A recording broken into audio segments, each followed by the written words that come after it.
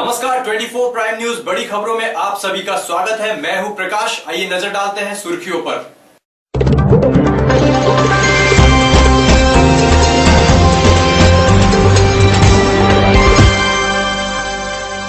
राहुल गांधी ने आज अमेठी से अपना नामांकन भरा।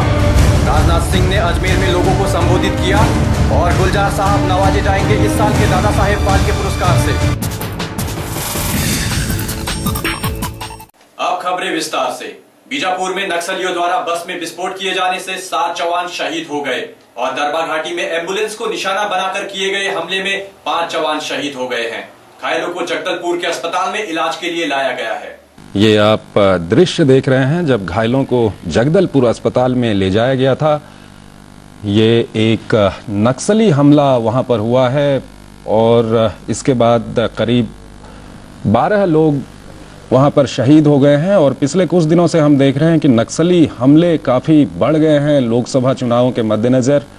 और यही वो वक्त होता है जब जो नक्सली होते हैं वो इस तरह के हमले करते हैं पुलिस पर, सीआरपीएफ के जवानों पर, क्योंकि काफ़ी तादाद में जो सुरक्षा बल हैं वो वहाँ पर मौजूद हैं, चुनाव कर्मी वहाँ पर मौजूद हैं। लोकसभा चुनाव के चौथे चरण के मतदान में आज लोकसभा की 7 सीटों के लिए वोट डाले गए। इसके साथ ही सिक्किम विधानसभा की 32 सीटों के लिए भी मतदान किया गया। 7 सीटों के लिए मतदान जारी है। इसके साथ सिक्किम विधानसभा की 32 सीटों के लिए भी वोट डाले जा रहे हैं। 4 राज्यों में लोकसभा की 7 सीटों के लिए मतदान हो रहा है। इनमें से 3 सीटें असम से, 2 गोवा से और एक सीट सिक्किम और त्रिपुरा से है। इन सीटों पर सुबह 7 बजे मतदान शुरू हुआ। मतदान शुरू होने के बाद अब तक असम में 53.31%, गोवा में 53.64%, सिक्किम 80% और त्रिपुरा में 56% मतदान दर्ज किया गया।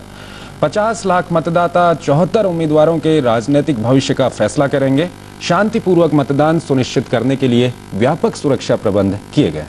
कांग्रेस उपाध्यक्ष राहुल गांधी ने आज अपने संसदीय क्षेत्र अमेठी में तीसरी बार चुनाव लड़ने के लिए नामांकन भरा। से पहले एक बड़ा रोड शो करते हुए सुल्तानपुर से अमेठी के गौरीगंज तक जाने का उनका कार्यक्रम है। अमेठी में भाजपा द्वारा स्मृति ईरानी और आम आदमी पार्टी द्वारा कुमार विश्वास को उतारे जाने से चुनाव दिलचस्प हो गया है। अमेठी में 7 मई को वोट पड़ेंगे।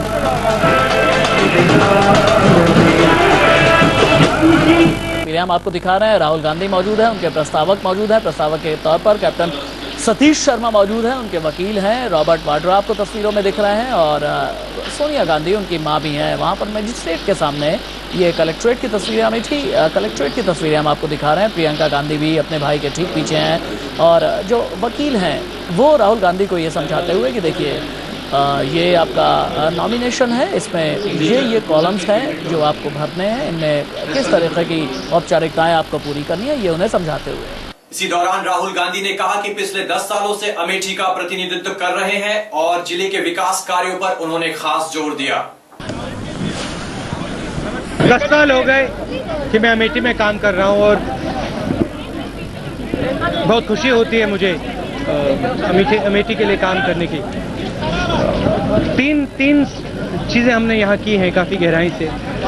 सबसे पहले महिलाओं के लिए समूह के साथ बहुत काम किया है। तकरीबन 10 लाख महिलाओं को हमने यूपी में जोड़ा है, यहाँ भी बहुत सारी महिलाओं को जोड़ा है, बैंक से जोड़ा है, उनकी आमदनी बढ़ी है। दूध का काम किया है। फूड पार्क की बात की है। फूड पार्क के माध्यम से हम अमेठी के किसान को बाकी हिंदुस्तान से, बाकी दुनिया से जोड़ना चाहते हैं। वो हमारा एक बड़ा काम था। और तीसरा काम नेशनल हाईवे, रेलवे लाइंस, इन चीजों से अमेठी को जोड़ने का। भाजपा के अध्यक्ष राजनाथ सिंह ने आज अजमेर में चुनावी रैली को संबोधित किया। आप लोगों ने तालियां बजाकर स्वागत किया है और सबसे बड़ी बात, राजस्थान की आन बान शान की जो पगड़ी है वह भी पहनाकर आपने स्वागत किया है। मैंने भी फैसला किया कि चाहे गर्मी जितनी भी हो, मैं राजस्थान की आन बान शान इस पगड़ी को अपने सिर के नीचे नहीं उतारूंगा, इसलिए ये पगड़ी पहनकर ही मैं भाषण देने के लिए खड़ा हुआ। लेकिन आज यदि मैं आपके बीच आया तो साबरमती जात के लिए आया।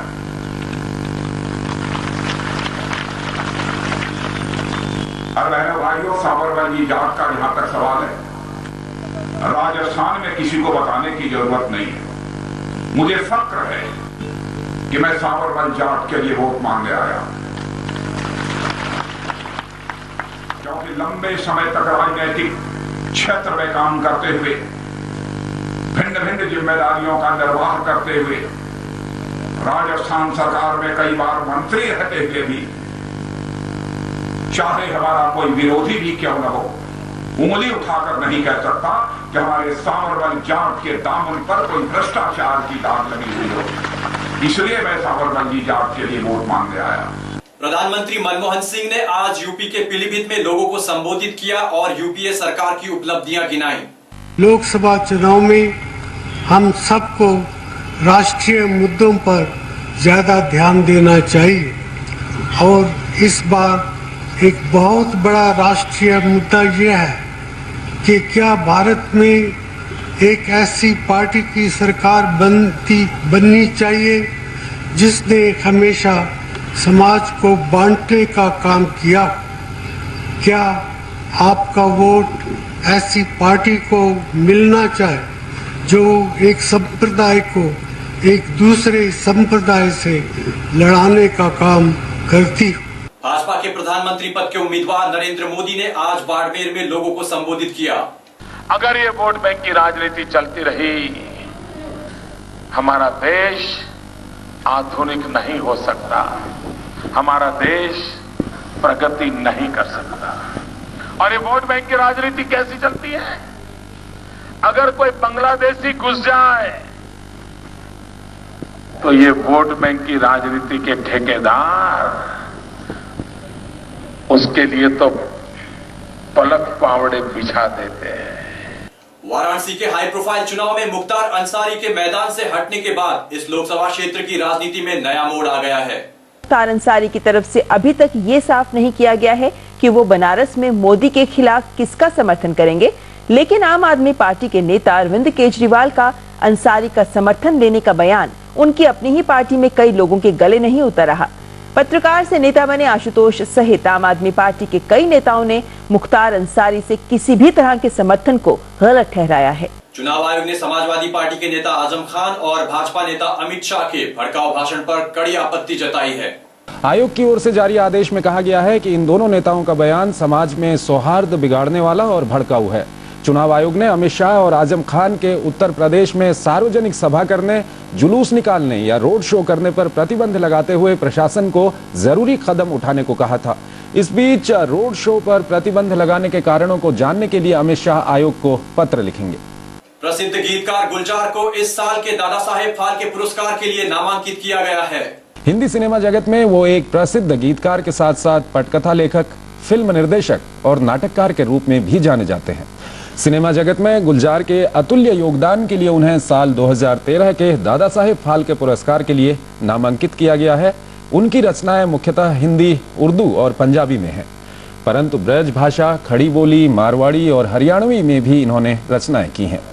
गुलजार को वर्ष 2002 में साहित्य अकादमी पुरस्कार और वर्ष 2004 में भारत सरकार द्वारा दिया जाने वाला तीसरे सर्वोच्च नागरिक सम्मान पद्म भूषण से भी सम्मानित किया जा चुका है।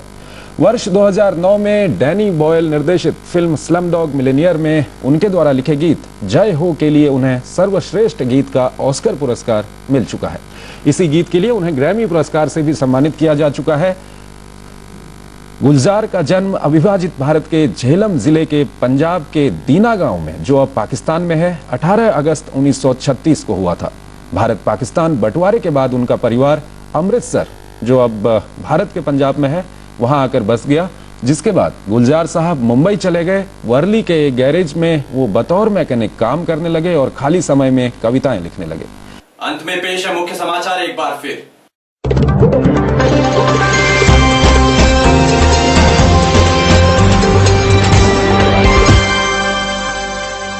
राहुल गांधी ने आज अमेठी से अपना नामांकन भरा। राजनाथ सिंह ने अजमेर में लोगों को संबोधित किया और गुलजार साहब नवाजे जाएंगे इस साल के दादा साहेब फाल्के पुरस्कार से। 24 प्राइम न्यूज में खबरों का सिलसिला फिलहाल यहीं तक, लेकिन देश और दुनिया की तमाम जानकारी के लिए आप देखते रहिए 24 प्राइम न्यूज, क्योंकि हम रखते हैं हर खबर पर खास नजर।